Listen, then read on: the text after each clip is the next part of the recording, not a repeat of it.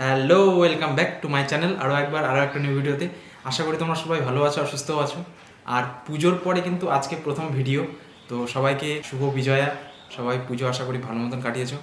আর আজকে কিন্তু আবারও একটা নতুন মোবাইল আনবক্সিং করব। থাম্বনেল দিকে তোমরা বুঝে গেছো যে কোন মোবাইল আনবক্সিং করছি। মানে কিছুদিন আগে আমি একটা মোবাইল নিয়েছিলাম, মানে পুজোর আগেই আমি মোবাইল নিয়েছিলাম আইফোন 14। তো সেই মোবাইলটারই আজকে তোমাদেরকে আনবক্সিং ভিডিও করে দেখাবো, কেমন কি দাম নিচ্ছে, কেমন কি কালার নিচ্ছি, সবই দেখাবো। তো চলো ভিডিওটা শুরু করা যাক। তো এই কিন্তু হলো ফ্লিপকার্ট থেকে আসা সেই বক্স, যেখানে আমার আইফোন 14টা রাখা আছে। ঠিক আছে, তো এর আগের ভিডিওতে, মানে লাস্ট ভিডিওতে যখন আমি দেখেছিলাম যে আমি আইফোন 14 নিলাম, তো এই বক্স অবধি দেখেছিলাম, তারপরে কিন্তু আর দেখানো হয়নি। তো বক্সের ভিতরে যা দেখতে পাচ্ছ, আনবক্সিং আগে থেকেই করে দিয়ে যায় ফ্লিপকার্ট বয়। এর ভিতরে আরও একটা বক্স, মানে মেন যেটা বক্স আমাদের আইফোন 14। তো এই কিন্তু হলো আইফোন 14-এর বক্স। ঠিক আছে, তো চলো এটাকে এবার আনপ্যাক করা যাক। আনপ্যাক অলরেডি করাই আছে, তোমাদের জন্য আরও একবার আনপ্যাক করি। তো এই কিন্তু হলো আইফোন 14-এর বক্স। বক্সের লুক যদি দেখো, সামনের দিকে একটা কালারিং, মানে আইফোন দেখা যাচ্ছে। 13 বা 12-এ যদি বলো, এসব কিন্তু এরকম কিন্তু কালারিং উপরের বক্সটা থাকে না। তো 14-এ কিন্তু এই কালারিং টাইপের বক্স থাকে। আর চারদিকে যা দেখতে পাচ্ছ, আমার খুব ইচ্ছা ছিল যে এই যে আইফোনের যে এখানে একটা সাদা রঙের যে সিলটা মারা থাকে, এই জিনিসটা খুলবো, কিন্তু আমার সামনে ফ্লিপকার্ট বয় এটা খুলে দেয়, তো এই জিনিসটা করা হয়নি। তো চলো বক্সটা খুলি, দেখি ভিতরে কী কী আছে। বক্সটা খোলার একটা আলাদা রকম মজা। তো এটা হলো আমাদের সেই মেন জিনিস। আহা হা, মোবাইলটা সাইডে রাখি। আর এখানে দেখতে পাচ্ছ একটা আছে টাইপ সি টু লাইটনিং কেবল। ঠিক আছে, আর এখানে কিছু ডকুমেন্টেশন আছে। ডকুমেন্টেশনও তো বেশি কিছু থাকে না আইফোনে। এখানে একটা ম্যানুয়াল, ইউজার ম্যানুয়াল, এখানে একটা সিম এজেক্টার টুল। ঠিক আছে, আর এই জিনিসটা কতদিন ধরে আমি মোবাইলে দেখছিলাম, মানে মোবাইলে দেখতাম ইউটিউবে সব ভিডিওতে। ঠিক আছে, এই অ্যাপেল স্টিকার, এই স্টিকারটা আমি এখন আমার বুকের মধ্যে লাগিয়ে রাখবো। ঠিক আছে, তো সেই কিন্তু অ্যাপেল স্টিকার। তো এই সবই কিন্তু মোবাইলের ভিতরে থাকে। মানে এত দামি মোবাইল, কিন্তু মোবাইল বক্সের ভিতরে কিছুই থাকে না, জাস্ট মোবাইল আর কেবল ছাড়া কিছু নাই। আর এই যে মোবাইলের যে এই উপরের যে কভারটা, এতটাই হালকা আঠা দেওয়া ছিল। ঠিক আছে, একবার ওঠানোর পর কিন্তু, মানে ফ্লিপকার্ট বয়ের যেহেতু খুলেই দিয়েছিল, তো একবার ওঠানোর পর তারপরে কিন্তু আর লাগেনি। তো আমি তাও তোমাদের জন্য একটু হাত দিয়ে আটকে রেখেছি। তো এটা তোলার যে একটা মজাটা, ঠিক আছে, সেটা কিন্তু প্রথমবারই থাকে। তো যাই হোক, ফাইনালি আমাদের এই আইফোন 14 দেখতেই পাচ্ছ। উফ, জাস্ট ডিসপ্লেটা দেখো, ডিসপ্লে। আর সবথেকে বড় ব্যাপার হলো যে এর পিছনের যে লুকটা, আর এই যে সেই লোগো, এই লোগোটার জন্য, মানে কি বলবো, এই লোগোটাই সব কিছু। আমার ইচ্ছা ছিল রেড বা ব্লু এর মধ্যে কোনো একটা কিছু নিতে, বাট বিগ বিলিয়ন ডের সময় এত ওটার ডিমান্ড বেশি ছিল যে ওটা আর পাওয়া যায়নি। তো এই কালারটা তারপরে আমার ফেভারিট ছিল। তো এটাও কালারটা বেশ ভালো, মানে হোয়াইটও না ঠিক, আর পার্পল, হালকা পার্পলের মধ্যে একদম ঠিকঠাক কালার। তো এটাই কিন্তু হলো সেই আইফোন 14। তো চলো এটাকে এবার অন করা যাক। তো অন করার আগে আইফোন 14-এর ওভারলুক বা ওভারভিউ সম্বন্ধে যদি তোমাদেরকে বলি, তাহলে দেখতেই পাচ্ছ অ্যাপেলের পিছন দিকটাতে আছে হলো একটা সিরামিক সিল্ডের ব্যাক গ্লাস। ঠিক আছে, যেটাতে ফিঙ্গারপ্রিন্ট অনেকই পড়ে। আর পিছনের দিকে দুটো ক্যামেরা আছে, আর ডুয়াল ক্যামেরা। এখানে একটা ফ্ল্যাশ আছে, আর এখানে আছে নয়েজ ক্যান্সেলেশনের একটা জায়গা। আর উপরের দিকে যদি কিছু বলি, উপরের দিকে তেমন কিছু নেই। আর বাঁ সাইডে আছে হলো এই জিনিসটা সবথেকে ভালো জিনিস। এই দেখতে পাচ্ছ হয়তো, সাইলেন্ট অন অফ করা যায়। ঠিক আছে, মানে রিং করা যায় নিচে নামালে, আর উপরে ওঠালে সাইলেন্ট হয়। আর এখানে আছে ভলিউম আপ ডাউন। তার এই পাশে আছে হলো সিম স্লট। নিচের দিকে আছে হলো মাইক্রোফোন। তার পাশে আছে হলো লাইটনিং কেবল, যেটাতে চার্জ হবে। আর এটা হলো স্পিকার। আর ডান সাইডে যদি বলি, ডান সাইডে আছে হলো পাওয়ার অন অফ বাটন। আর সামনের দিকে তো দেখতেই পাচ্ছ, সামনের দিকে 6.1 ইঞ্চের একটা ডিসপ্লে আছে। আর উপরের দিকে এখানে আছে হলো 12 মেগাপিক্সেলের একটা ক্যামেরা, সেলফি ক্যামেরা। আর উপরের দিকে এখানেও আছে কিন্তু একটা স্পিকার আর মাইক্রোফোন, দুটাই এখানে আছে, যেটা দিয়ে, মানে এখানে আছে হলো ডুয়াল স্টেরিও স্পিকার, মানে এখানেও এটা দিয়েও সাউন্ড হবে, আর নিচে এই যে আছে এটা দিয়েও সাউন্ড হবে। এবার বেশি দেরি না করে মোবাইলটা অন করা যাক, আইফোন 14। ঠিক আছে, তো অন করি। প্রথমেই আইফোনের লোগো, মানে আইফোন এরকম প্রথম আনবক্সিং প্লাস এরকম অন করছি, একটা আলাদা রকম, একটা আলাদাই। ঠিক আছে, আমার একবার অলরেডি অন করা হয়েছিল, তো সেই জন্য কিন্তু ওই নমস্তে বনজর্নি ওই জিনিসগুলো দেখালো না। তো এটাই কিন্তু সেই আইফোনের ডিসপ্লে জাস্ট দেখো, মানে ব্রাইটনেসটা তো আলাদা লেভেলেরই আছে, আর ভিতরে এই যে লুক, ঠিক আছে, মানে আলাদা।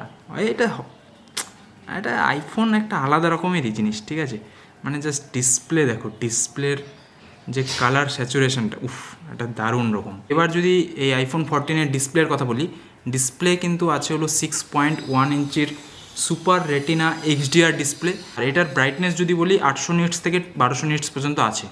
আর এটার একটাই জিনিসই একটু মানে কি বলবো, এটার ডিসপ্লে হার্টস, মানে এত কম, মানে এত দামি একটা মোবাইল কিন্তু 60 হার্টসের এটা ডিসপ্লে, 60 হার্টসের এইচডিআর ডিসপ্লে। আইফোন 14-এর যদি অপারেটিং সিস্টেম বলি তাহলে হলো এটা আমাদের আছে হলো iOS 16 এখন চলছে, কিন্তু iOS 17 আপডেটটাও আসবে। অলরেডি আমার এই মোবাইলটাতে iOS 17 চলে আসছে, কিন্তু আমি এখনও পর্যন্ত iOS 17টা আপডেট করিনি। ঠিক আছে, তো কিছুদিন আরও চালাই এই iOS 16টা, তারপরেই ভাবছি যে iOS 17টা আপডেট দেবো। তো iOS 17 পর্যন্ত কিন্তু আপডেট এটাতে আসবে। আর এটার যদি প্রসেসরের কথা বলা যায়, এটার প্রসেসর আছে হলো A15 bionic chip with 6 core CPU. ঠিক আছে, আর র্যাম যদি বলি, র্যাম আছে হলো 6 GB।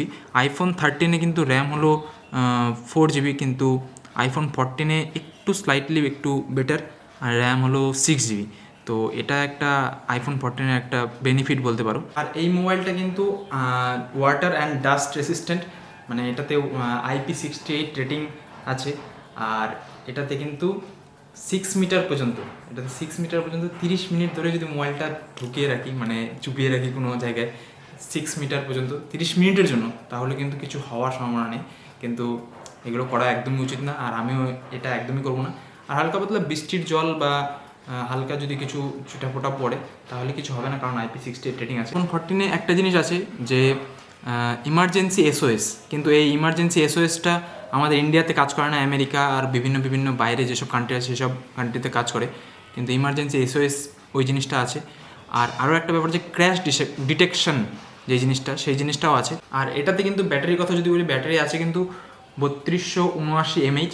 ঠিক আছে, এটা শুনে তোমরা বলতেই পারো যে অনেকটা কম, কিন্তু আসলে এটার ব্যাকআপটা অনেকটাই বেশি। ভিডিও প্লেব্যাক টাইম যদি বলি তাহলে কিন্তু 20 ঘন্টা পর্যন্ত এটা চলবে। আর অডিও ব্যাকআপ প্লেব্যাক টাইম যদি বলি তাহলে কিন্তু প্রায় 80 ঘন্টার মতো এটা কন্টিনিউ চলতে পারে। আর হেভি যদি টাস্কিং করো মিনিমাম 6-7 ঘন্টা তো আরামে চলবে। আর নর্মালি যদি ব্যবহার করো তুমি তাহলে তো 1-1.5 দিন আরামেই চলবে, যেটা আমি ব্যবহার করলে অলরেডি দেখছিও। ঠিক আছে, তো এই জিনিসটা সত্যি একটা ভালো। কিন্তু আর একটা মেন ব্যাপার হলো যে এটাতে কিন্তু ফাস্ট চার্জিং না, এটাতে হলো 20 ওয়াটের চার্জার দিয়ে চার্জ করতে হয়, 20 ওয়াটের অ্যাডাপ্টার, যেটা অলরেডি এক্সট্রা করে আমাকে কিনতে হয়েছে। তো প্রায় আধা ঘন্টা যদি চার্জে দিই তাহলে কিন্তু 50% চার্জ হয়। প্রায় মোটামুটি ধরো 50 মিনিট থেকে 1 ঘন্টা লাগেই ফুল চার্জ হতে, মানে 0 থেকে 100% হতে প্রায় 50 থেকে 1 ঘন্টার মতন লাগে। এটাতে কিন্তু ওয়্যারলেস চার্জিংও আছে। ঠিক আছে, ওয়্যারলেস চার্জিং 15 ওয়াট পর্যন্ত সাপোর্ট করে, মানে ম্যাক্সএপের যেসব মানে আইফোন তো ম্যাক্সএপই রেকমেন্ড করে যে ম্যাক্সএপের চার্জার, ওয়্যারলেস চার্জার ব্যবহার করতে। তো ম্যাক্সএপের চার্জার 15 ওয়াট পর্যন্ত কিন্তু এটা ওয়্যারলেস চার্জার সাপোর্ট নিতে পারে। এই মোবাইলের সিমের কথা যদি বলি, এখানে কিন্তু ডুয়াল সিম ব্যবহার করা যায়। ডুয়াল সিম ব্যবহার করা বলতে একটা সিম ব্যবহার করা যায়, আর একটা এখানে ঢুকানো যাবে এরকম একটা সিম। যেমন একটু খুলে দেখি যে এখানে কী সিম ব্যবহার করা আছে, সম্ভবত ন্যানো সিমই ব্যবহার করা যায়। ঠিক আছে, তো হ্যাঁ, তো একটা ন্যানো সিম স্লট আছে।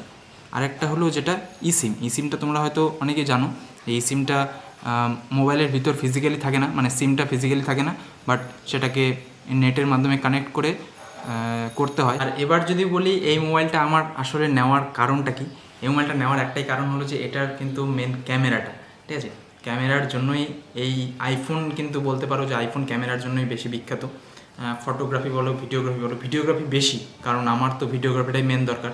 তো ক্যামেরা সম্বন্ধে যদি বলি, এখানে আছে 12 মেগাপিক্সেলের একটা প্রাইমারি ক্যামেরা, যেটা মেন ক্যামেরা, আর 12 মেগাপিক্সেলের আলট্রা ওয়াইড ক্যামেরা, যেটা দিয়ে কিন্তু দারুণ ফুটেজ এটাতে হয়।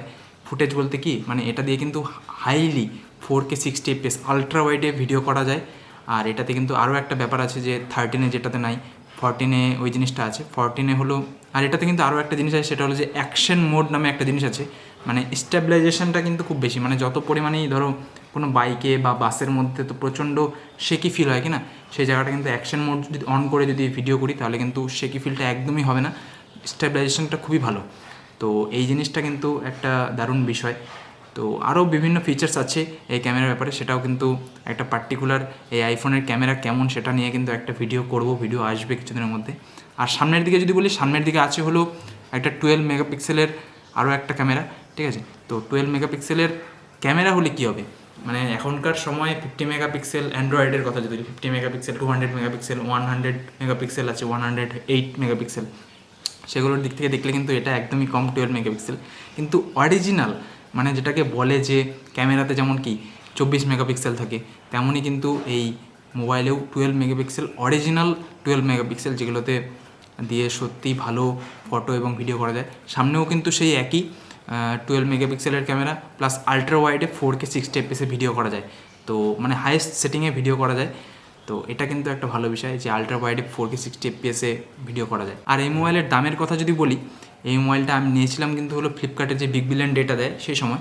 তো সেই সময় কিন্তু ফ্লিপকার্ট যা স্ক্যাম করে, প্রথমে দেখাচ্ছিল হলো 49,000-এর মধ্যে মোবাইলটার দাম হবে, সেই জন্যই কিন্তু মোবাইলটা আমি নিতে চাই, ঠিক আছে, কারণ আমার ওইটুকুর মধ্যেই বাজেট ছিল 50,000-এর মধ্যে। কিন্তু ফ্লিপকার্ট বিগ বিলিয়ন ডে চালু হয়েছিল, মানে এই মোবাইলটার দাম চালু হয়েছিল হলো 52,000 থেকে।